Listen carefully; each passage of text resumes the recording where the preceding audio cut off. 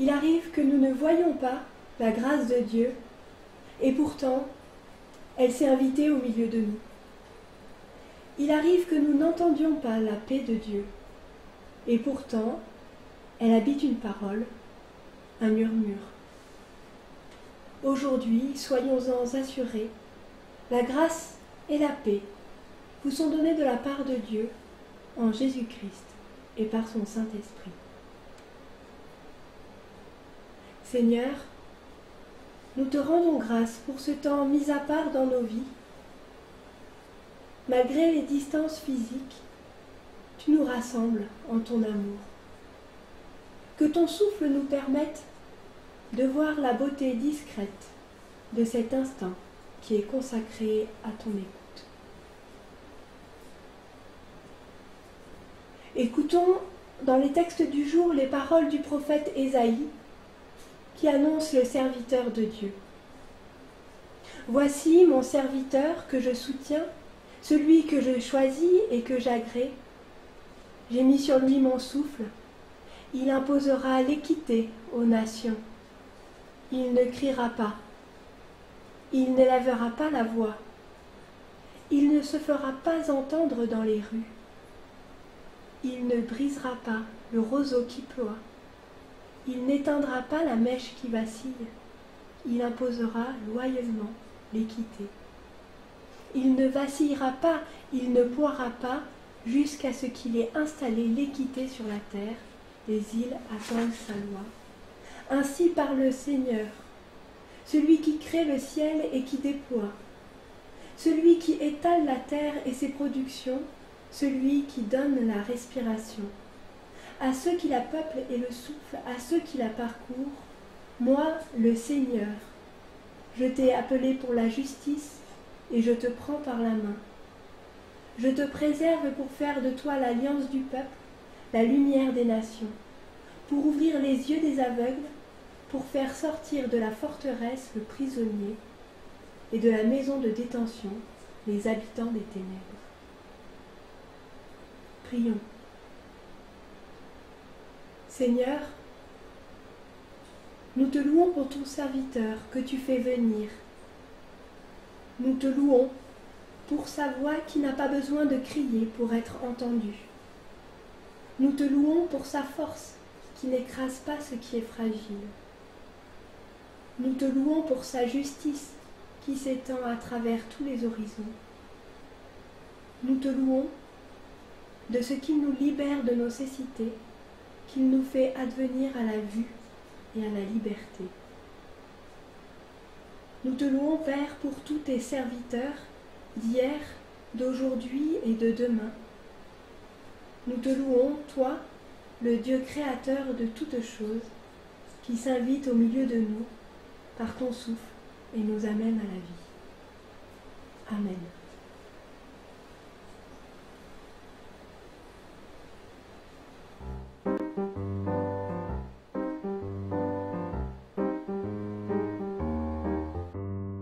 Ils ont marché au pas des siècles vers un pays de joie. Ils ont marché vers la lumière pour habiter la joie. Écoute, écoute.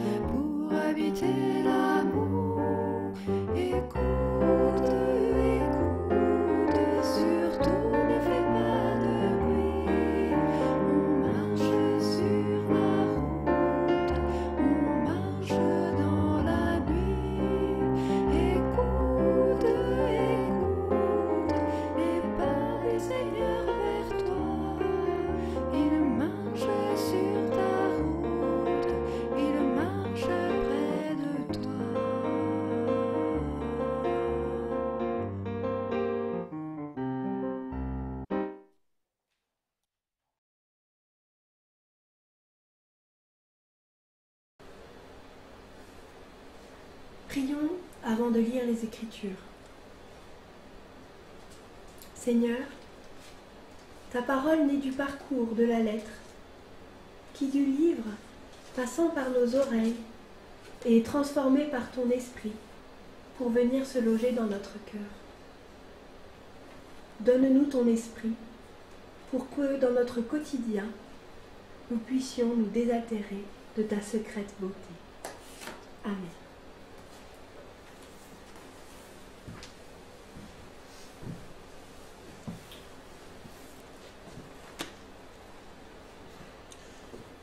Voici ce que nous dit le prophète Ésaïe dans le chapitre 55 de son livre. Vous tous qui avez soif, venez aux eaux, même celui qui n'a pas d'argent. Venez acheter et manger. Venez acheter du vin et du lait sans argent, sans rien payer. Pourquoi pesez-vous de l'argent pour ceux qui ne nourrissent pas? Pourquoi travaillez-vous pour ceux qui ne rassasient pas? Écoutez-moi donc, et vous mangerez ce qui est bon, et votre âme se délectera de mes succulents. Prêtez l'oreille et venez à moi, écoutez et votre âme vivra. Je traiterai avec vous une alliance éternelle pour rendre durables mes faveurs envers David. Voici, je l'ai établi comme témoin auprès des peuples, comme chef et dominateur des peuples. Voici, tu appelleras des nations que tu ne connais pas, et les nations qui ne te connaissent pas accourront vers toi, à cause de l'Éternel ton Dieu, du Saint d'Israël qui te glorifie. Cherchez l'Éternel pendant qu'il se trouve. Invoquez-le tandis qu'il est près. Que le méchant abonde sa voix et l'homme d'iniquité ses pensées, qu'il retourne à l'Éternel qui aura pitié de lui, à notre Dieu qui ne se laisse pas de pardonner. Car mes pensées ne sont pas vos pensées, et vos voix ne sont pas mes voix, dit l'Éternel. Autant les cieux sont élevés au-dessus de la terre, autant mes voix sont élevées au-dessus de vos voix, et mes pensées au-dessus de vos pensées. Comme la pluie et la neige descendent des cieux, et n'y retournent pas sans avoir arrosé, fécondé la terre, et fait germer les plantes, sans avoir donné de la semence au semeur et du pain à celui qui mange. Ainsi en est-il de ma parole qui sort de ma bouche. Elle ne retourne point à moi sans effet, sans avoir exécuté ma volonté et accompli mes desseins.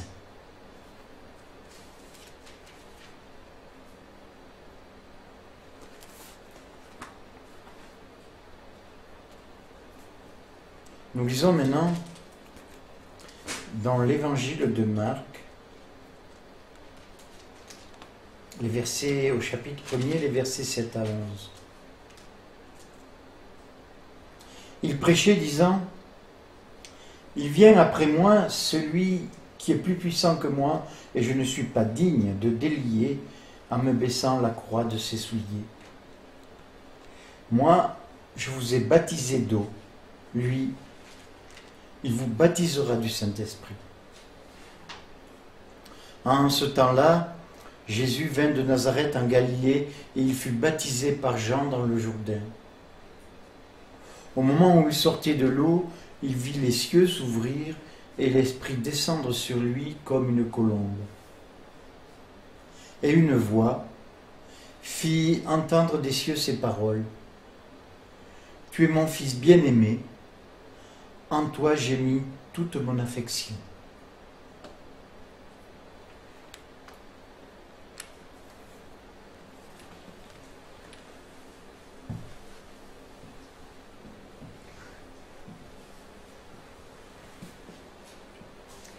Voilà un peu plus de 2 semaines que nous avons fêté Noël. Et la semaine dernière, c'était l'Épiphanie. Nous nous rappelions de l'histoire des rois mages. Et finalement, tout ça est bien logique. Nous suivons la chronologie, du moins que propose Matthieu. D'abord, la naissance du petit enfant, et ensuite, la révélation de qui est ce petit enfant. Car les rois mages qui arrivent vont être le signe que ce petit enfant est le roi des Juifs. Alors si aujourd'hui je vous parle de l'épiphanie, c'est que d'une certaine façon, nous sommes encore invités à réfléchir à qui est cet homme Jésus et qu'est-ce qui nous est révélé sur cet homme. Car dans Marc, la spécificité de cet évangile, c'est qu'il ne parle pas de l'enfance de Jésus. Et tout commence avec l'histoire de son baptême. Et c'est ce baptême qui va avoir valeur d'épiphanie, qui va révéler qui est ce Jésus. Mais il va le faire sous une forme bien particulière. C'est ce que nous sommes invités à méditer aujourd'hui, à cette nouvelle forme d'épiphanie.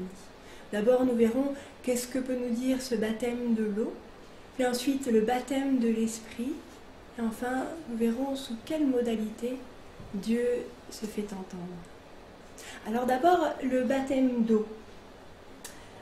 Jean, qui est dit le Baptiste, propose des baptêmes. À l'époque, c'était plutôt des baptêmes de purification. Chacun était invité à se présenter et à s'engager vis-à-vis de Dieu. Et pour demander ce baptême, qui est le signe du pardon de Dieu, il s'agit de reconnaître publiquement ses péchés, c'est-à-dire de reconnaître la distance radicale qui existe entre l'homme et Dieu. Et c'est d'une certaine façon ce que reflètent les mots du prophète Ésaïe que nous venons d'entendre. Car mes pensées ne sont pas vos pensées, vos voix ne sont pas mes voix, déclaration du Seigneur. Autant le ciel est élevé au-dessus de la terre, autant mes voix sont élevées au-dessus de vos voix, et mes pensées au-dessus de vos pensées. Se présenter devant Dieu tel que nous sommes, c'est reconnaître cette distance, reconnaître que Dieu est tout autre, et que ses pensées, nous ne pouvons pas les atteindre. Alors toute la foule se fait baptiser par Jean. Et ce qui est surprenant ici, c'est qu'il n'y a pas de différence pour Jésus. Lui aussi passe par les eaux du baptême.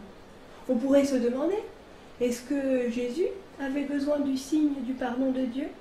Devait-il reconnaître cette distance avec Dieu? Avait-il péché? Toujours est-il que ce passage par les eaux peut nous faire penser à un motif de l'Ancien Testament. Il est présent à travers le déluge, où la création entière passe sous l'eau en vue d'une purification. Mais il est aussi présent à travers le passage de la mer Rouge qui marque la libération du peuple hébreu face aux Égyptiens.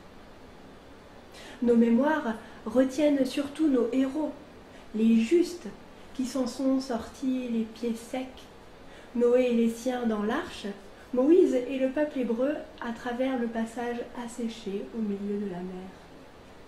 Mais les autres protagonistes, les méchants de la génération de Noé, l'armée égyptienne pourchassant les Hébreux, les injustes, ceux auxquels, sans doute, nous ressemblons davantage, eux meurent noyés. Or Jésus, lui, passe par les eaux. Il ne reste pas au sec. Cette immersion préfigure sa mort.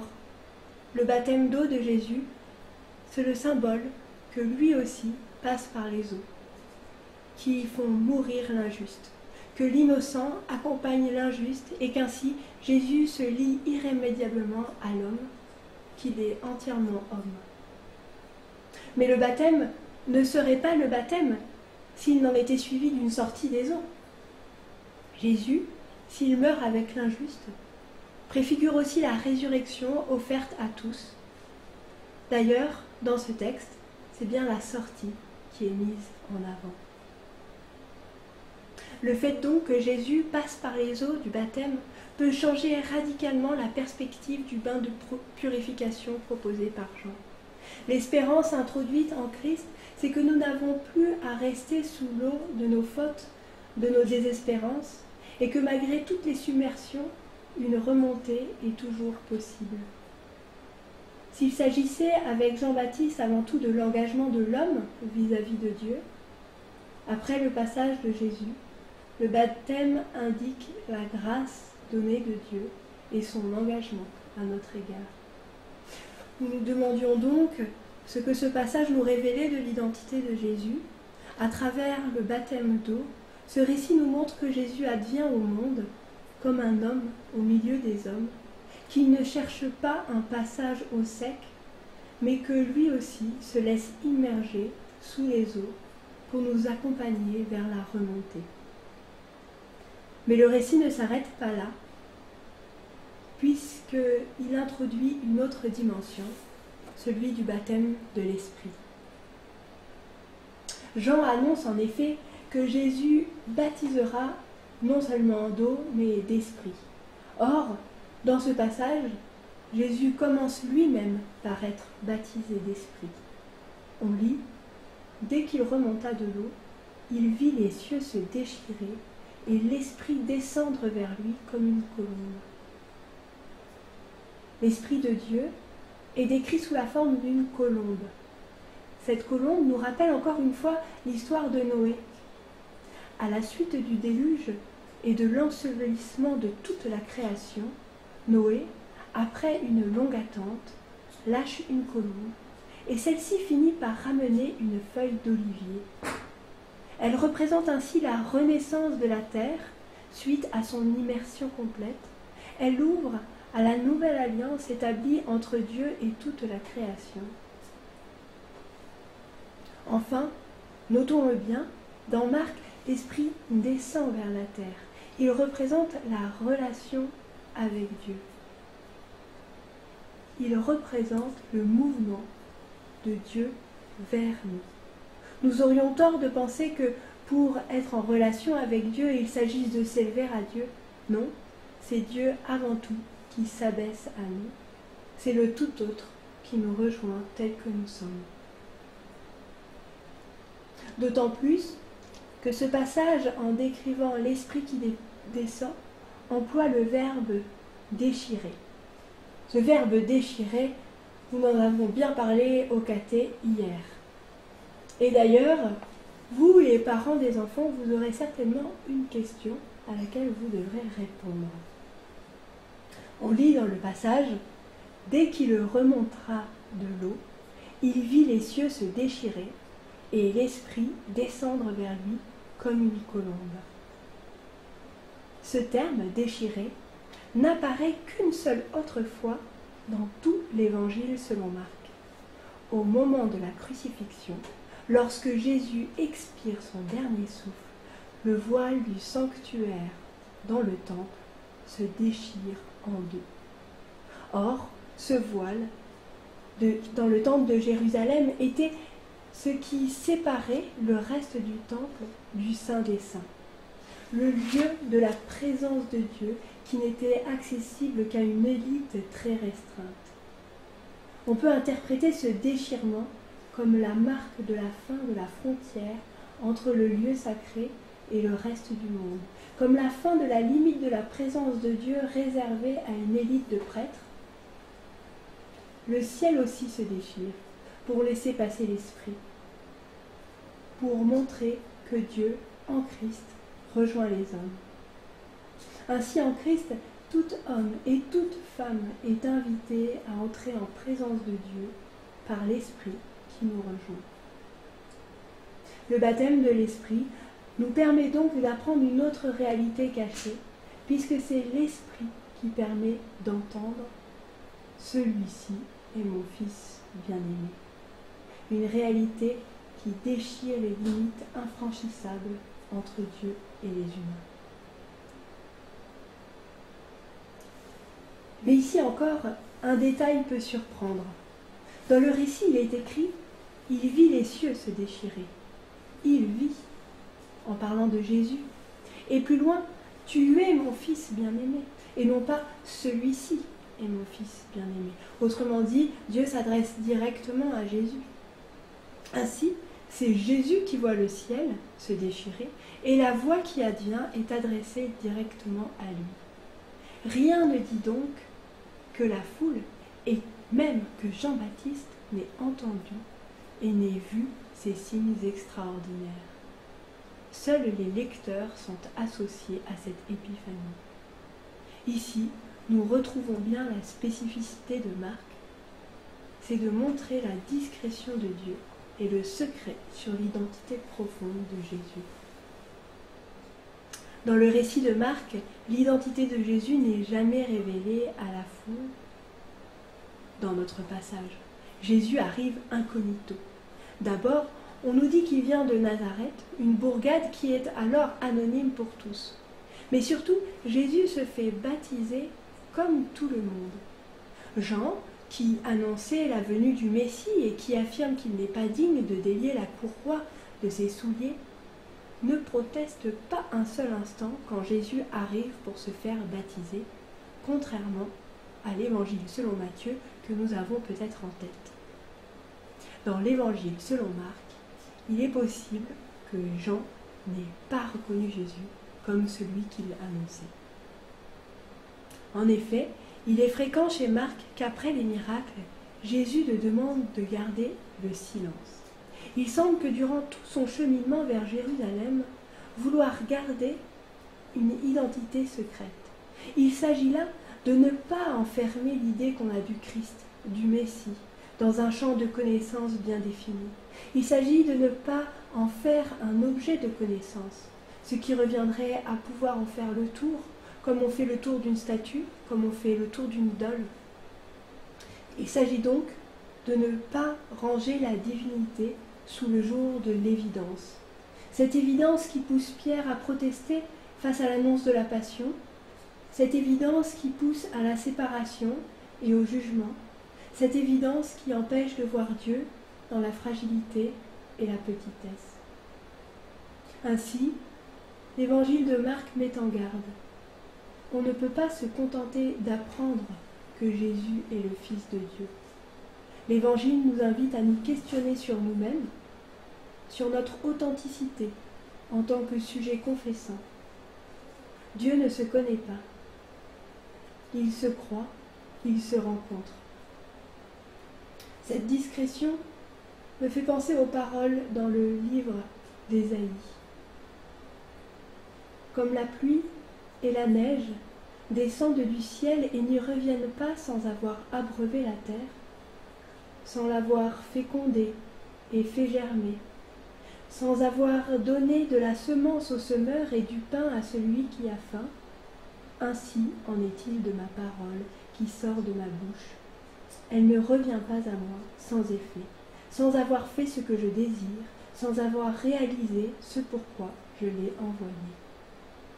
Ainsi, la parole de Dieu, la vitalité de Dieu dans nos vies, est aussi discrète et en même temps aussi puissante que la pluie qui, en tombant, permet à la graine de germer et ainsi donne du pain à celui qui a faim. Nous ne la voyons pas toujours, cette petite graine qui germe, mais c'est bien elle qui nous permet de vivre. Ainsi, la discrétion de Dieu nous invite à une nouvelle forme d'épiphanie, parce que Jésus, par le baptême de l'eau, s'est abaissé à l'immersion de l'homme, parce qu'il en sort et nous offre l'Esprit. Nous sommes invités à une épiphanie du quotidien, une épiphanie de l'émerveillement et de la reconnaissance devant toutes les graines de grâce qui rythment nos vies. Une épiphanie qui prend le temps de chercher, de méditer, de s'arrêter pour sonder la profondeur de la vie qui nous est donnée. Une épiphanie qui n'est pas réservée aux prêtres, aux pasteurs, mais qui s'adresse à chacun d'entre nous. Une épiphanie que nous pouvons vivre au cœur de nos maisons, qui parfois nous semblent des lieux fermés. Une épiphanie qui nous permet de vivre la liberté, quoique nos mouvements soient limités en cette saison. Et si Dieu se fait discret, que ce soit pour nous parfois pesant ou parfois réjouissant, n'oublions pas que le signe par excellence de Dieu, c'est l'amour qu'il nous donne de vivre, comme en témoigne l'épître de Jean. Quiconque aime celui qui fait naître, aime aussi celui qui est né de lui. Amen.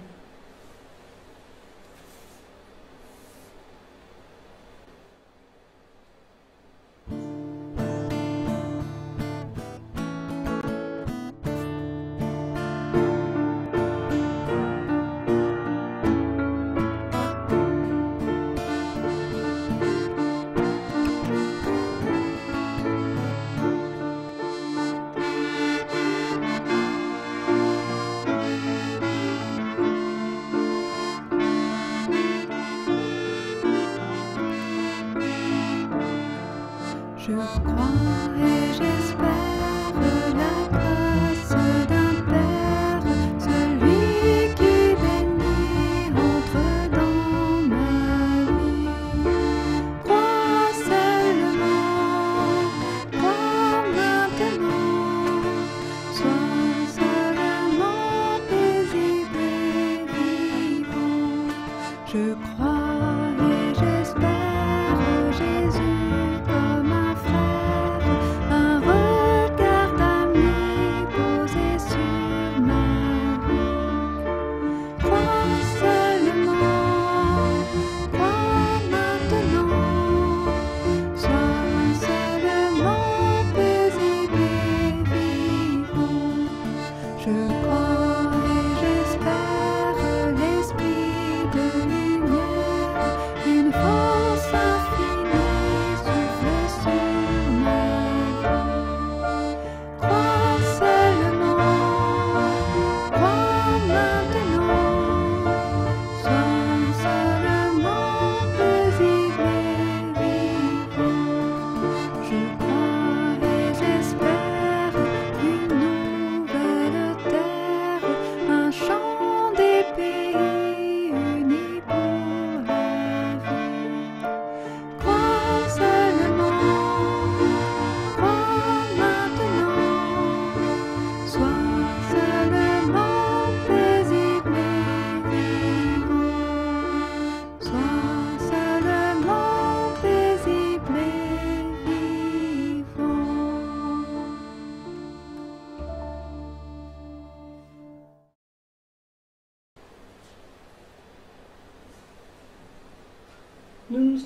Nous nous unissons dans la prière d'intercession. Père, merci pour ta parole qui nous redit ton amour pour ce monde. Nous te prions pour que tu attises en nous la soif de ta présence, le souci de te chercher au-delà des apparences. Renouvelle en nous ton esprit afin que nous puissions reconnaître ta grâce là où elle se fait discrète. Nous te prions pour ceux qui sont fatigués de te chercher sans te trouver. Par ton esprit du renouveau, inspire-leur un autre regard. Nous te prions pour ceux qui n'ont plus soif, rassasiés des biens de ce monde. Fais de nous des témoins d'une autre richesse. Nous te prions pour ceux qui sont gagnés par la colère, face à l'injustice qui les entoure. Donne-nous de chercher avec eux des voies de justice et de paix. Nous te prions pour ton Église, qu'elle ne se complaise pas dans la discrétion, mais qu'elle ne cesse jamais de travailler à faire rayonner ton message de grâce. Nous te prions pour ce monde, que là où règne la peur, des graines d'espérance puissent germer, que là où règne l'injustice, des lumières de paix puissent rayonner. Et tout ce que nous ne savons pas te dire, nous te le disons dans la prière que tu nous as enseignée. Notre Père qui es aux cieux, que ton nom soit sanctifié, que ton règne vienne, que ta volonté soit faite sur la terre comme au ciel. Donne-nous aujourd'hui notre pain de ce jour. Pardonne-nous nos offenses, comme nous pardonnons aussi à ceux qui nous ont offensés. Ne nous laisse pas entrer en tentation, mais délivre-nous du mal, car c'est à toi qu'appartiennent le règne, la puissance et la gloire, au siècle des siècles. Amen. Le Seigneur nous donne sa parole pour qu'elle nous abreuve et fasse germer en nous des graines d'espérance. Cultivons-les et partageons-les autour de nous. Que l'amour de Dieu qui nous accompagne rayonne autour de nous et fasse de nous des signes de sa grâce. Amen. Amen.